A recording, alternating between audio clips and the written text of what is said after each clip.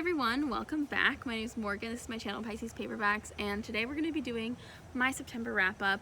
I am outside in my backyard, and there's a pretty major street right over there, and there's a dog that barks in the backyard right over there. So if there's a little bit of noise, I'll try to avoid it as much as I can, but we're outside. I thought it would be nice. So yeah, September wrap-up. I read 15 books in September, which is like really good for me. It's the best book month I've had in a very long time, it feels like. I liked most of the ones that I read, and I think there's a really good variety, like fiction and nonfiction, but also genre-wise within fantasy or within fiction. I've read like fantasy, contemporary, mystery, historical, like one romance, a lot of just fun stuff. And I can't wait to talk to you all about it. I don't know why I'm talking so much. Let's get into this. The first book I read in September was Rolling in the Deep by Mira Grant, aka Sean McGuire. This is the prequel to Into the Drowning Deep by Mira Grant, which is her killer mermaid horror novel. In Into the Drowning Deep, you find out that a few years prior to the start of the novel, like a sci-fi channel, like mockumentary channel thing, had sent a crew on a ship to the Mariana Trench to try to make like a fake documentary about mermaids. All of them went missing. Like, the boat was discovered abandoned several weeks later, and no one's ever been able to figure out what happened to them. And the Into the Drowning Deep kind of follows like a different path, but Rolling in the Deep is the novel or the novella of what happened on that initial journey. I give it 3 stars. I feel weird about giving it 3 stars because I definitely liked Into the Drowning Deep better, so I didn't want to rate this higher, but I don't feel like it deserves less than a 3, and a 3 is what I gave Into the Drowning Deep, if that makes sense. Like, this was just fine. I liked it. I thought it was creepy. I don't know, I think it was just like, because it was a little short, I wish it was a full-length novel. I think that would have built up the suspense a lot more. But it's a novella, so what can you do? The second book I read was The Long Way to a Small Angry Planet by Becky Chambers. This is a book that I had heard quite a bit about, specifically from Sam from Thoughts on Tomes and Chelsea Doling from Chelsea Doling Reads, and a bunch of other booktubers that I quite admire and like. And this is a slice of life sci-fi following the crew of a ship called the Wayfarer. And what the Wayfarer does is it punches wormholes through space for easy travel, because once the wormhole is established, it can basically be used as like a highway through space. And their ship is commissioned by the government to go to this really far off colony, and it takes like, I think it's like a year, 2 years, and this book is just glimpses at moments throughout that year and kind of their overall life, them becoming a found family, the crew, and I really liked it. I enjoyed it quite a bit. I gave it 4 stars. I read it at work, so I don't think I got quite as emotionally invested as other people. And this is also something that I found, is that when I read something through audio, like, I've cried at audiobooks before, but I feel like I definitely get more emotionally invested in physical books. I don't know why that is, but I really like this. I think I would have liked it more if I had read it physically, but you know, it is what it is. I really enjoyed it. I do recommend it. It was a good sci-fi. And then another sci-fi book that I read, the third book in September, was The Memory Police by Yoko Ogawa. This was a book that I first heard about in an Ariel Bissett like haul, and I just loved the cover. I thought the cover was so interesting, and it really captured my attention. This book is actually a 1994 Japanese sci-fi novel, and it follows a narrator on her island where things disappear. But it's also about like how the government enforces those memories disappearing and what happens if you're someone where the memories don't disappear. I gave it 3.5 stars. Something that does kind of put me off, not put me off, but disappointed me, is that the cover, the American cover, because the Japanese cover from 1994 is much more appropriate, I think. I'll put it up over here. I can only put up one picture on the screen at a time, so I'll go back over here. But the US cover makes it seem, it really reminds me of the Hunger Games in vibe, even though it's a completely different cover than the Hunger Games. But yeah, I don't know. And it just wasn't like that at all. It was very dreamy in tone, so, you know, win some, lose some. It was fine. It was interesting as an idea. It was inspired by 1984, but like, I never read that, but I believe it's like 1984, but if memories actually like somehow magically physically disappeared. I don't know, it was fine. The next book I read was My Year of Rest and Relaxation by Ottessa Moshfegh. I really liked it. It's about a girl and she's just so sick of her life. She hates everything, she hates everyone, and she just gets it into her head that if she manages to sleep for an entire year, she'll be able to wake up at the end of the year and just start anew, like start over. You know, she doesn't have to experience the bad things that she's going through. And it's about her figuring out, like, just drugging herself for a year, hating her best friend. I just, like, I don't know, I kind of liked it. You hate the main character. Like, she's so annoying, and you don't like anything she does, ever. But at the same time, you're kind of fascinated by her, and this kind of, like, privileged hatred of herself and the world that she doesn't quite understand. I liked it. I gave it 4 stars. I think it was really interesting. I really like the cover. I think the cover is also really interesting. It has a vibe, and I'm definitely going to be picking up more Ottessa Moshfegh books. I also just love her name. It's a cool name. The next book I read was The Color of Law by Richard Rothstein. This book is a nonfiction book that talks specifically about how redlining, but also a lot of other federal and state policies directly led to the segregation in modern American cities, and how the state and the government is directly responsible for it. I thought it was extremely interesting. It was extremely upsetting. I gave it 4 stars. I did like, it was very anecdotal, but in a good way that was very much founded in facts and statistics, and I thought it was very interesting. I would highly recommend it if you're interested in learning a bit more about that. Next, I read Little Weirds by Jenny Slate, and I fucking loved this book. It made me cry at work, and it spoke to me emotionally and spiritually and to my soul, and I gave it 5 stars.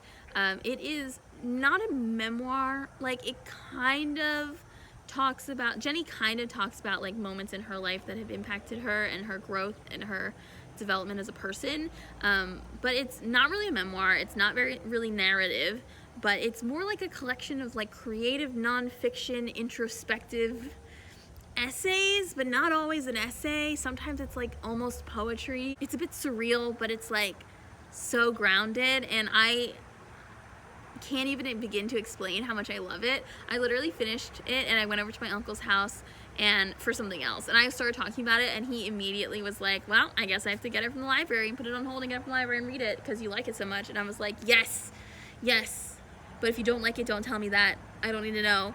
That would hurt me personally. But yeah, if you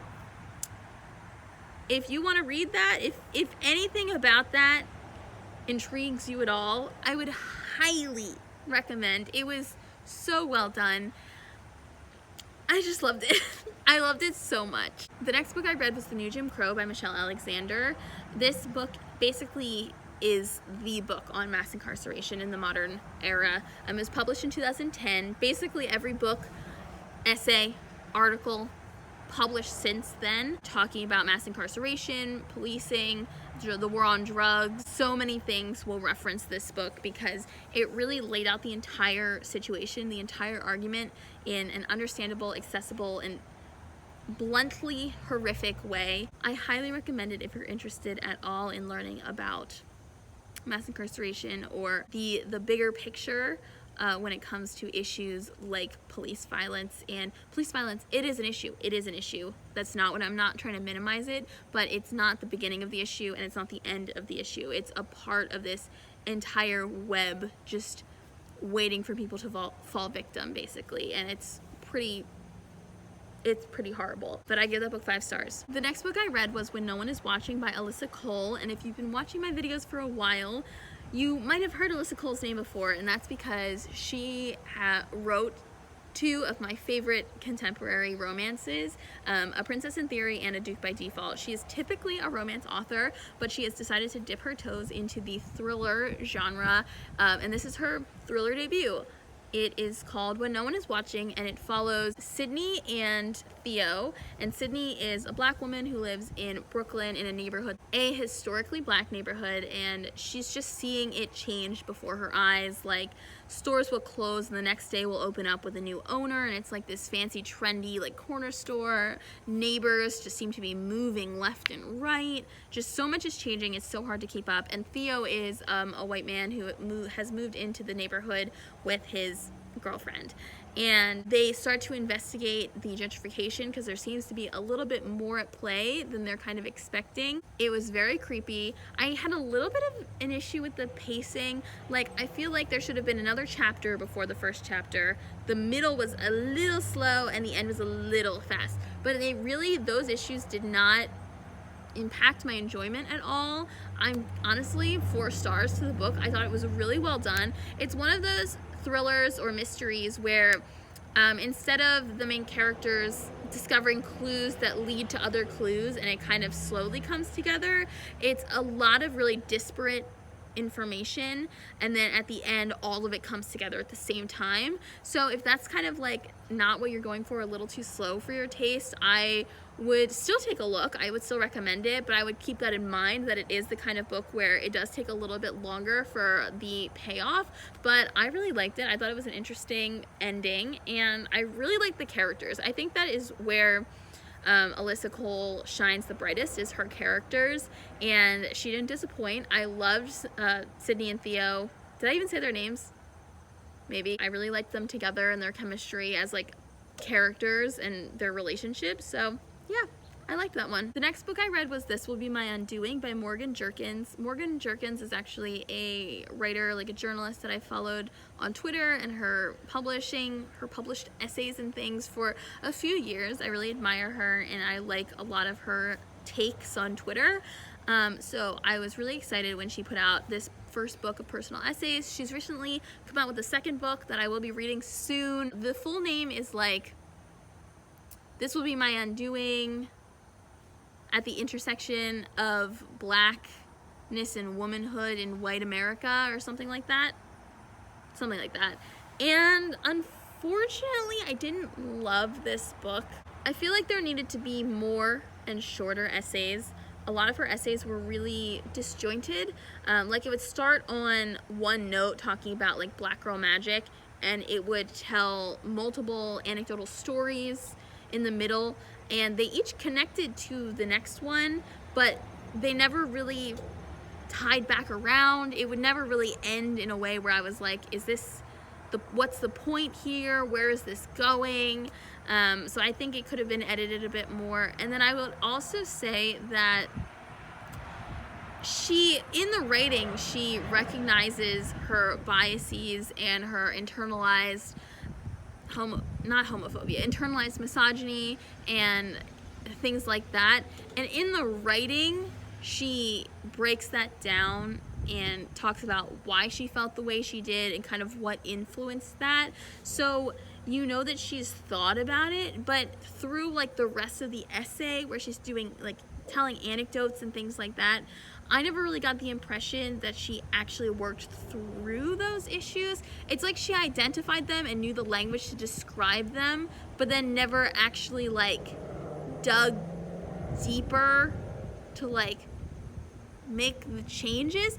I don't know, it was just like very weird. I'm gonna give it 2.5 stars, and it was disappointing for me because I've admired her for so long, but at the same time I still really liked the writing itself and the prose, and I really like her like journalism, and like when she's published in magazines I still read it and I still really enjoy it. I think that those are maybe a little bit tighter of essays, and I don't know, I'm still gonna read her next book. I was just a little disappointed. I don't know. However, it wasn't as disappointing. I mean, I didn't have high expectations for this next book because I'd never heard of it before, but I read a book called 50 Words for Rain by Asha Lemmie. It was recently released. It's been on a lot of like, not like bestseller lists, but like maybe bestseller lists, like magazine bestseller lists, and it was like a book club pick for some TV news channel, something like that. And it's about, did I say the name 50 Words for Rain? It's about a girl, Nori, and she was born in post-World War II Japan, and her mother was a noble Japanese woman and her father was a black American soldier stationed in Japan. And when she's 8, her mother just drops her off at her grandparents' house, and her grandparents are like, you're a shame on the family and we're gonna lock you in an attic for 3 years until you meet your brother. And so the book is kind of like about Nori growing up. It's also about her relationship with her brother. And I fucking hated this book. I hate to say it, I really did not enjoy any single moment. I thought the writing was cliche. There was one paragraph where we had both a breath she didn't know she was holding, and then she didn't realize that she started laughing. Like, there was a laugh she heard, she didn't realize it was hers. It was just like trauma porn, like the whole time. I didn't like the ending. I didn't think it was realistic to how that character would have developed emotionally with the situations that she went through. It felt like nothing ever really had a lasting impact. Like, at one point she gets sold to a brothel, but the brothel owner is like, we're gonna save your virginity for someone who will pay well for it. And she's there for like 3 years, but that whole section only lasts like 2 chapters maybe, and then gets brought up again like, I don't know, once the rest of the book. It's like very strange how that didn't make more of an impact. Like, she was there from like 13 to 16, you know? Those are formative years. And like, her brother was a dick. And everybody was just very one note. I don't know. It just was, it's not the book for me. It was not the book for me. 1.5 stars, maybe 1. Maybe just 1 star. I don't know. Yeah. Up next was The Last Song of Mina Lee by Nancy Jooyoun Kim. This was actually a really interesting book. I saw the cover and I didn't really like, I was like, what is this? But it was on the new releases list in Libby, so I was like, might as well check it out. And I actually really enjoyed it. It's about a mother-daughter relationship, and so Mina Lee is the mother. She came to America from Korea in 1987, and her daughter Margot Lee is, you know, Korean American, doesn't speak Korean very well. She doesn't really like connect with her mother, so when she got the chance, she moved to Seattle and really doesn't really visit much. But the book begins when Margot was like, my mother hasn't called me in a couple months, or in a couple weeks. I'm very worried about her. I'm headed down to LA where she lives anyway, so I might as well check in on her. And she discovers that her mother has died. So the book is kind of half Margot trying to piece together what her mother was doing in the last year of her life, and then also cut with scenes of Mina in her first year in America, coming from Korea, and who she meets, and what her experience was as an immigrant. And I really liked this book. I thought it was a really honest portrayal of the immigrant experience, and from 2 perspectives, from the immigrant and first-generation American in one family, and what it's like to love each other so much but not understand each other.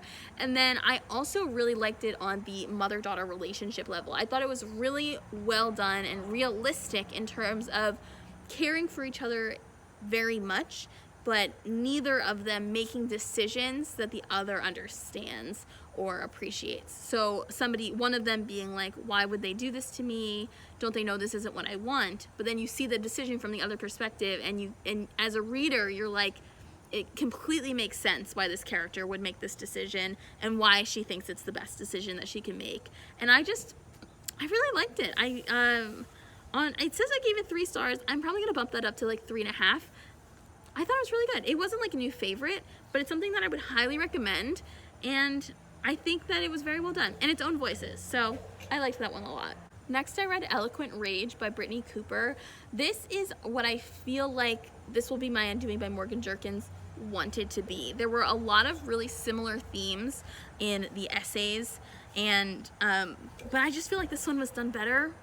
Unfortunately, fortunately for Brittney Cooper, this book is another kind of memoir essays about Black womanhood and growing up as a Black woman and what that means in a lot of different aspects of your life. And I really liked this one. I thought the essays were really well done and the writing was really good, and she had a lot of really interesting arguments to make, and I don't know, it opened up a new perspective for me in a lot of ways, and I really, really liked it. 4.5 stars. Up next was a surprise winner. It's called The Regional Office is Under Attack by Manuel Gonzales. I had literally never heard of this book before, but when you scroll down on Libby, there will be like reading lists, and some of them have like fancy promo images like on the home screen. And this one, the cover of this book, which I think is kind of ugly as like a book cover, but as an audiobook cover in the square, it was just very graphic and eye-catching, and I was like, I wonder what that's about. And I was like, that's a weird description, I need to read that. Basically, the regional office is this company that trains young women to be operatives that then save the universe from impending destruction and doom. So they train young women to be operatives, like warriors, and they go fight the forces of evil. But what I really loved about this book is that seems like such a cool setup. Like, obviously the book is about like one of the operatives like saving the world from something, but actually it's about the day that the regional office is attacked and somebody tries to destroy it, and the two perspectives are somebody who's part of the team trying to destroy the regional office, and then also the girl who's always wanted to be an operative, but she's basically the office manager, but she also has a mechanical arm. And it's just, I loved it. It was this really dry sense of humor. There's also sections that take place from like an academic paper that is specific. It's like written as if it was an academic paper talking about the fall of the regional office, and I just loved it.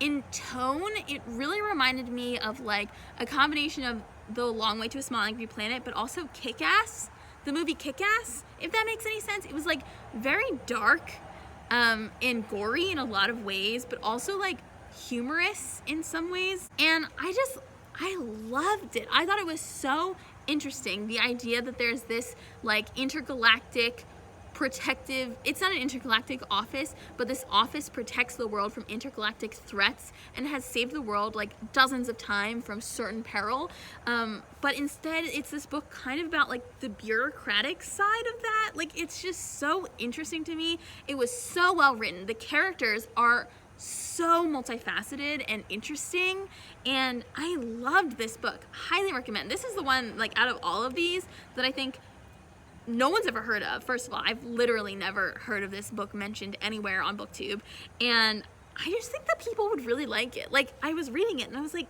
I feel like people on BookTube would like this book. So that one is one that I really love, which is unfortunate because the book cover is really ugly. And you know what also? Not in tone or content in any way, really, but it also kind of reminded me of The 7.5 Deaths of Evelyn Hardcastle. Sorry, there's like a loud truck going by.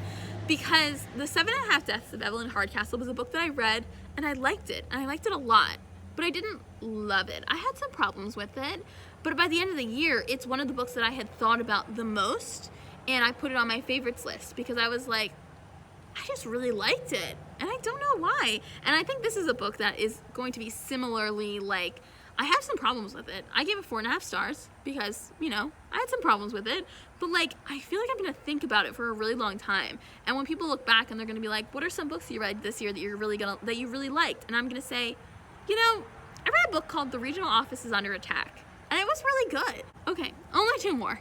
We're almost at the end. The first one is When They Call You a Terrorist by Patrisse Khan-Cullors, and there was a co-author, but I don't remember her name, and I wrote this all down and I didn't check.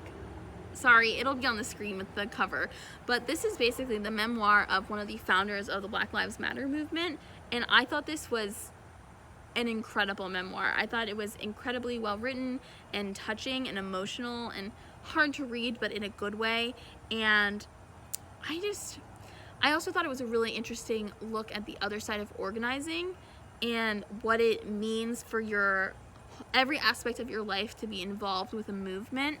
I really liked it. I think a lot of more people should read it, and it just really, I read this entire book while I was waiting in line to get to the DMV, which I live in New Jersey, so it's a hot mess. I don't know if you've heard, but so I think reading it in one sitting was the way to go for me. It really hit me very hard, and I thought it was extremely well done. I would highly recommend this book. And I gave it 5 stars. I don't know if I said that. Lastly, I read Affair by Amanda Quick. So this is a historical romance, takes place in like Regency, England, and it's about a girl named Charlotte. She investigates the potential husbands of women who have recently come into an unexpected inheritance or some sort of good fortune in terms of money, and want to make sure that the men who have come out of the woodwork offering for marriage aren't going to like steal their fortune, gamble it away, etc. And then also Baxter St. Ives. He applies to be her man of affairs. Like, he like goes ask questions to people for her, but actually he's a chemist, and he's been asked by his aunt to investigate Charlotte for potentially murdering his aunt's friend. But from Charlotte's perspective, she's investigating the murder because that woman was a client, and she thinks that she like made a mistake, and one of the potential husbands that she like turned down killed her. So they have to work together to solve the murder, and there's like hypnotism involved. Oh my god, there's a truck going by. Give me 1 second. Honestly, this book was on the it was fine side of Amanda Quick. I've read a lot of Amanda Quick books. Her formula is the exact same in every book, but they're my favorite tropes, so I really enjoy them. A lot of like very stoic man, spunky feminist girl. I like what I like. I can't help it. And actually I can. I'm trying to read more diversely. We talked about this. But yeah, it was good. It's fine. 3 stars. Nothing wrong about it.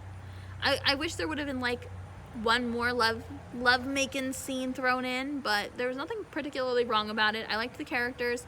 I wish his name was Baxter. It's not a sexy name. It's not a sexy name. And I also don't like the voice that the narrator gave to Baxter. It was like very like stuffy. It almost reminded me of like the parody of a British butler voice. So not my favorite, but not the worst. And generally, I liked it well enough, and it's what I needed, I feel like, to kind of reset my mind from like so much nonfiction.